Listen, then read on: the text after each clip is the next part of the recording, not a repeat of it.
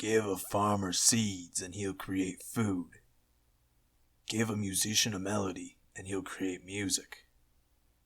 Give some homies an anime and they'll create these.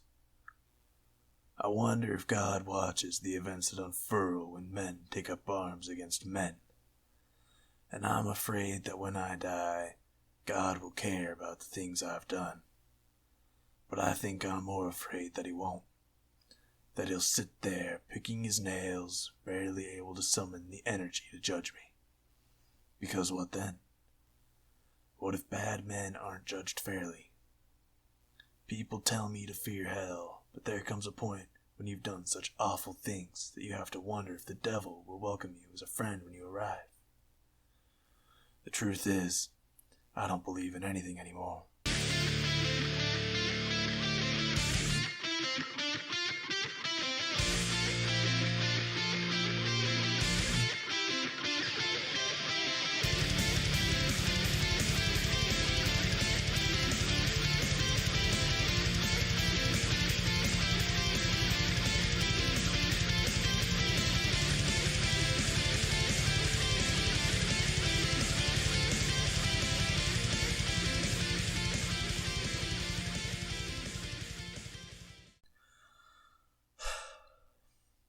Well, the moment you've all been waiting for.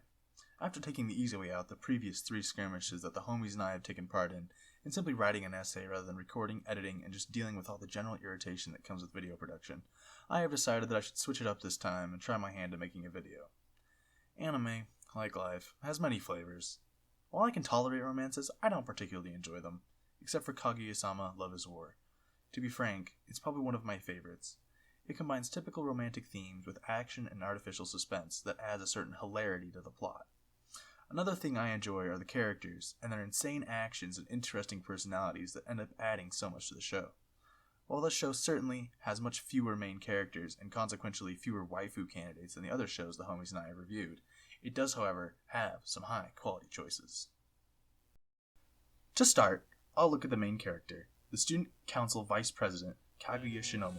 She is the youngest child of a family that owns the Shinomiya Group, a conglomerate that has an asset value of 200 trillion yen, or $1.92 trillion for us American folks.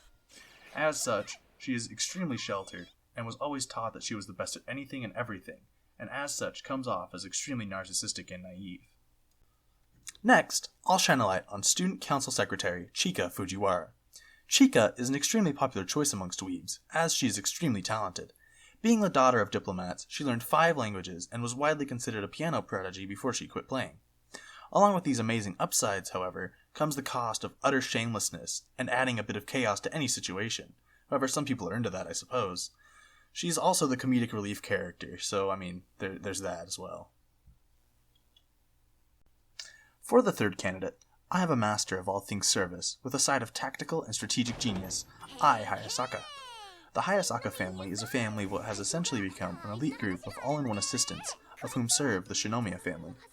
As one could guess, Ai is assigned to serve Kaguya. Hayasaka is an interesting character, multi-talented and is somewhat of a geek, having built her own PC and showing general interest in more masculine subjects, such as electronics and even mechanics. To round off this list, I bring in the Season 2 edition of Miko Ino. Miko is a generally authoritarian character, being a member of the Public Moral Committee and being the auditor for the Student Council. Miko has a very strong sense of justice and decency and is a huge fan of regulation. Because of this strong sense of morality, many people feel she is a prude and is apathetic about anything but her ideal. However, she takes these things personally and tends to suffer in silence. Now that I've introduced these fine choices, it's time to gather their stats and ranking that are completely objective from my waifu rank microwave, name subject to change.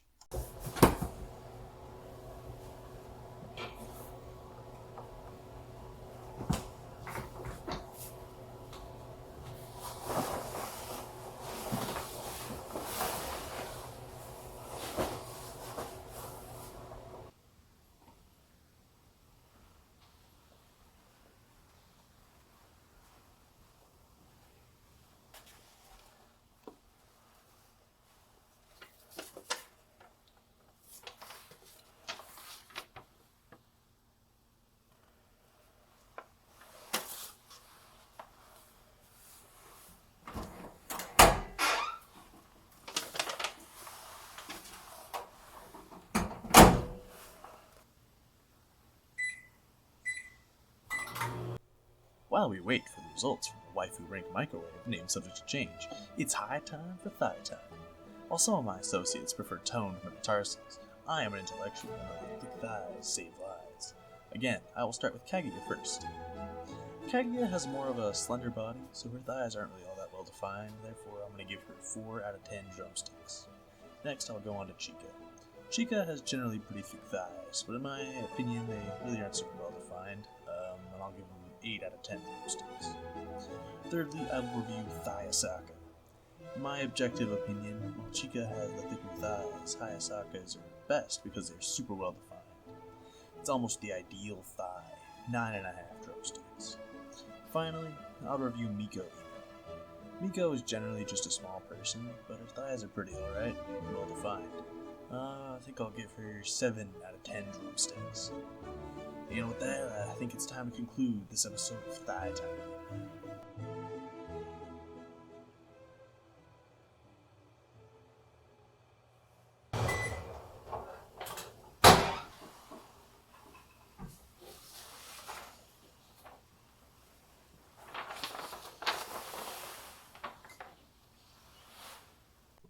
Well, the results are in. The objective best choice is, drumroll please,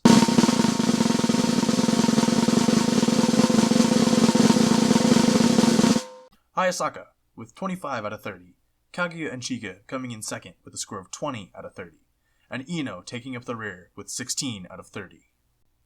Well, now that I had the objective results from the waifu rank microwave, name subject to change, I had to decide how to approach this. I had to decide for myself if I agreed with the objective answers, the waifu rank microwave, name subject to change, made all by itself without any input from me. Naturally, because I am an intellectual, I will side with the objective facts, because how can they be wrong? So, to start out with why Hayasaka is the best girl, I will examine her character. As I previously stated, Hayasaka is relegated to be Kaguya's personal valet. She is generally considered to have a kudere archetype, meaning she is cynical and blunt to most people, but becomes more caring and gentler when it comes to people she cares about. In general, Hayasaka is extremely adaptable, even being able to harbor multiple facades or modes depending on the people she is around, her most used facade being her gal mode that she used to help fit in with others at school. Because of her unique situation, she also ended up being restricted and was never able to build up a social life, much like Kaguya, and is self-conscious about having never been in a relationship. Because her number one priority is caring for and accommodating for Kaguya, she must deal with a lot of irritating things, and as such became the snarkiest member of the cast. Hayasaka also has the technical ability to assemble her own personal computer, as well as staying up to date on digital technology. She is also shown to design her own gadgets to be used to assist Kaguya, and build them into clothes or wherever else they may be.